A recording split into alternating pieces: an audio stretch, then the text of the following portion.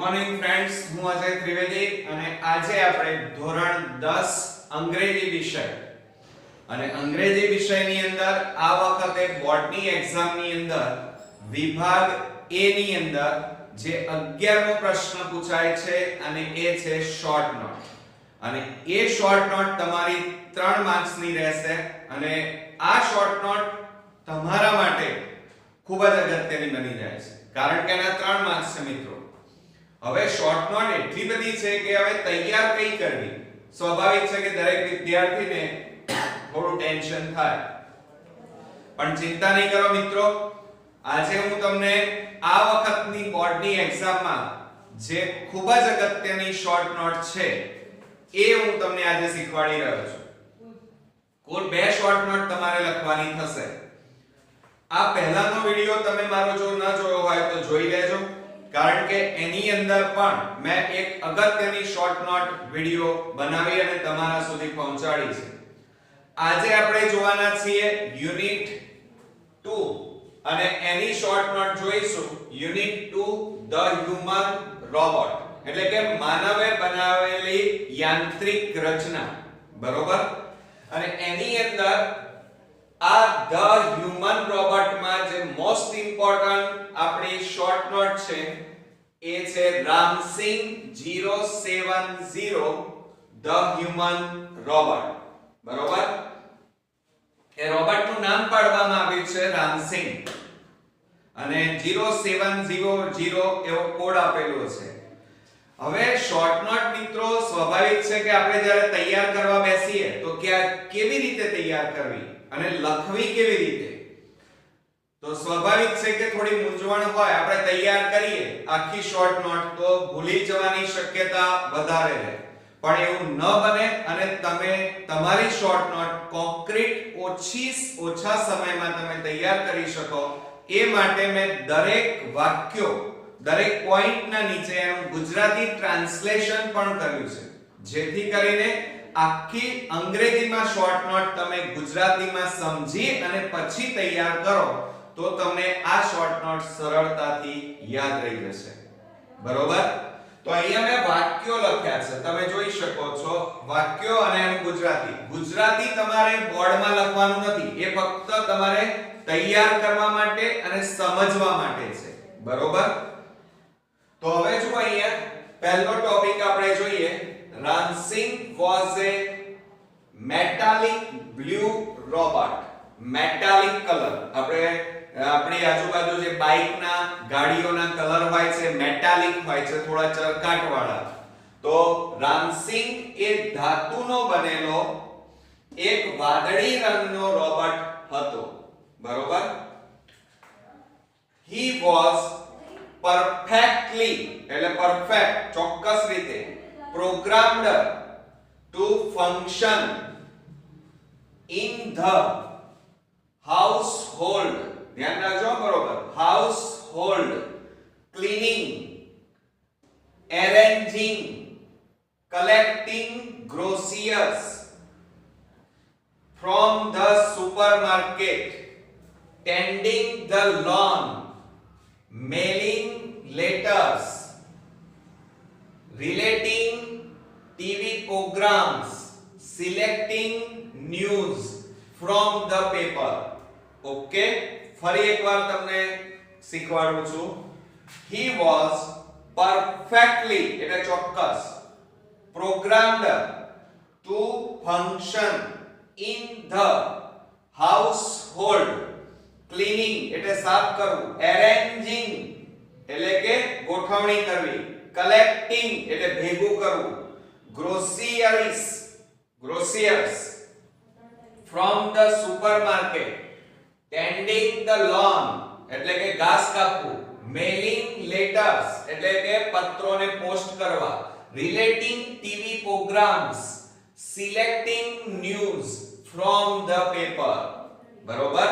તો એનું ગુજરાતી શું થાય? જ્યાં સુધી તમને ગુજરાતી નહીં આવડે ત્યાં સુધી તમે આખી ટૂંકનો તૈયાર ન કરી શકો। તો જો એનું ગુજરાતી થશે કે આ જે રોબોટ હતો રામસિંગ એને ઘર કામ કરવા માટે, સફાઈ કરવા માટે, ગોઠવણી કરવા માટે, આડું અવળું ઘરમાં જે પડ્યું હોય એની ગોઠવણી કરવા માટે, પછી સુપરમાર્કેટમાંથી એટલે કે જે મોલ આવે એમાં કરિયાણું લાવવા માટે, પછી ગાર્ડનમાંથી ઘાસ કાપવા માટે, પત્રોને પોસ્ટ કરવા માટે, ટીવી પર કાર્યક્રમોની યાદી તૈયાર કરવા માટે અને છાપામાંથી સમાચાર પસંદ કરવા માટે પ્રોગ્રામ કરવામાં આવ્યો હતો. એટલે કે આની અંદર એ રીતનો પ્રોગ્રામ કર્યો હતો કે આ બધી વસ્તુ એ પોતે કરી શકે. બરોબર. હવે નેક્સ્ટ વાક્ય તરફ આગળ વધીએ. He had an inbuilt એટલે કે આની અંદર system of 3 principles એટલે કે નિયમો. The robot will obey his master. The robot will not harm humans and the robot will not take harm to self. સમજો બરોબર. ફરીથી. He had an inbuilt system of 3 principles. The robot will obey his master. The robot will not harm humans and the robot will not take harm to self. એટલે એમ ગુજરાતી શું થશે મિત્રો? તો તેની રચના એવી રીતે હતી કે તેની રચનામાં 3 સિદ્ધાંતોની ગોઠવણી કરવામાં આવી હતી રોબોટમાં. કયા કયા? રોબોટ હંમેશા તેના માલિકની આજ્ઞાનું પાલન કરવાનું એટલે કે પાલન કરશે. બીજો સિદ્ધાંત કયો હતો? રોબોટ માનવીઓને નુકસાન નહીં પહોંચાડે. અને ત્રીજો સિદ્ધાંત કે રોબોટ પોતાને પણ નુકસાન નહીં થવા દે. આ 3 પ્રિન્સિપલ એટલે કે સિદ્ધાંતો રોબોટમાં પ્રોગ્રામ કરવામાં આવ્યા હતા. હવે નેક્સ્ટ ટોપિક માં આગળ વધીએ કે Ram Singh 070 was thoroughly efficient with tremendous speed and accuracy. ધ્યાન રાખો, સમજો સ્પેલિંગો અમુક ઓકવર્ડ જે ઉચ્ચાર હોય બહુ ધ્યાન આપવા. કે Ram Singh 070 was thoroughly efficient with tremendous speed and accuracy.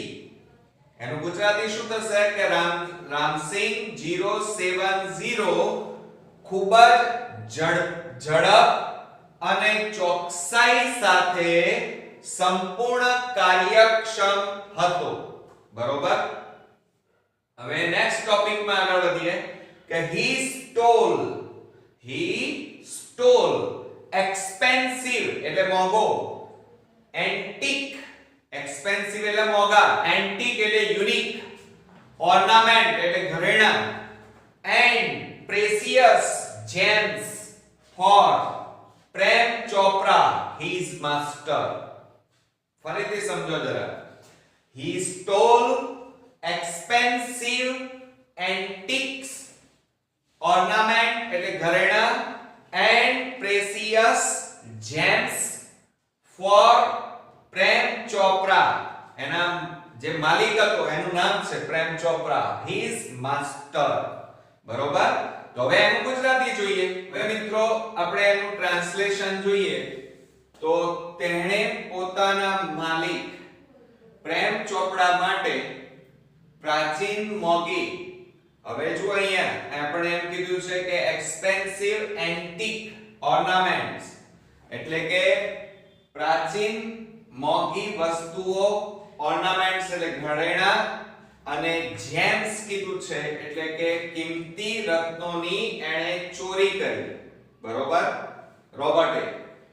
At last he was caught stealing precious gems એટલે કે આખરે તે કિંમતી રત્નોની ચોરી કરતા પકડાઈ ગયો.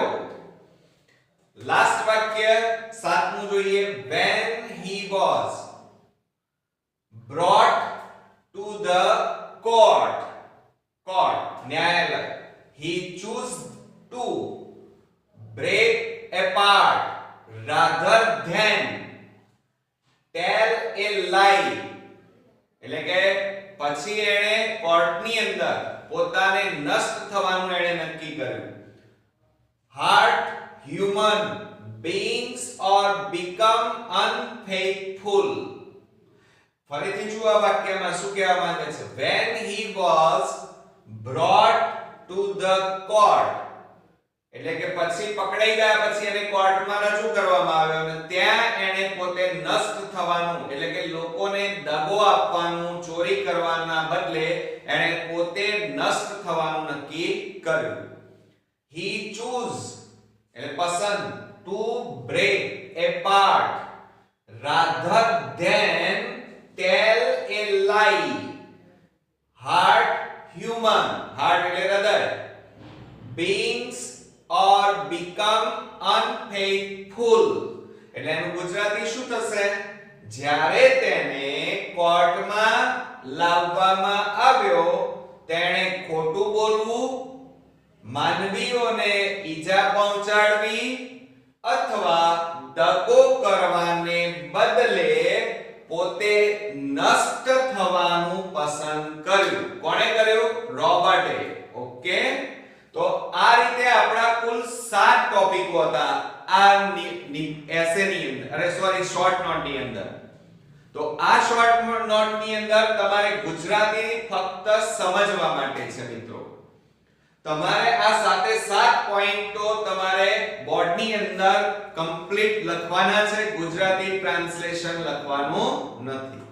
તો હવે મને ચોક્કસ ખાતરી છે કે આ 3 માર્ક્સની શોર્ટ નોટ તમને આવડી ગઈ હશે અને આપણે 3 માર્ક્સ પૂરેપૂરા લેવાના છે અને તમને આ વિડિયો ચોક્કસથી ગમ્યો હશે અને તમારી બોર્ડની પરીક્ષાની તૈયારીમાં આ વિડિયો બધા જ તમને મદદરૂપ બનતા હશે.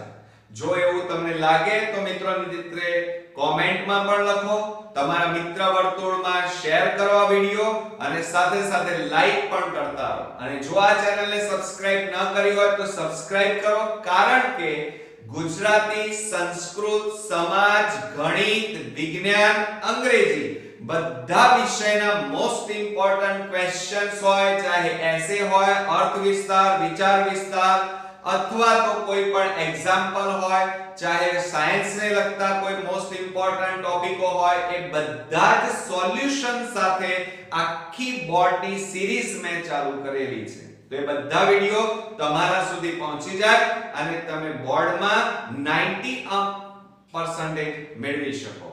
તો નેક્સ્ટ વિડિયોમાં બીજી એક અગત્યની શોર્ટ નોટ સાથે ફરી મળીએ છીએ. ત્યાં સુધી ગુડ નાઈટ મિત્રો.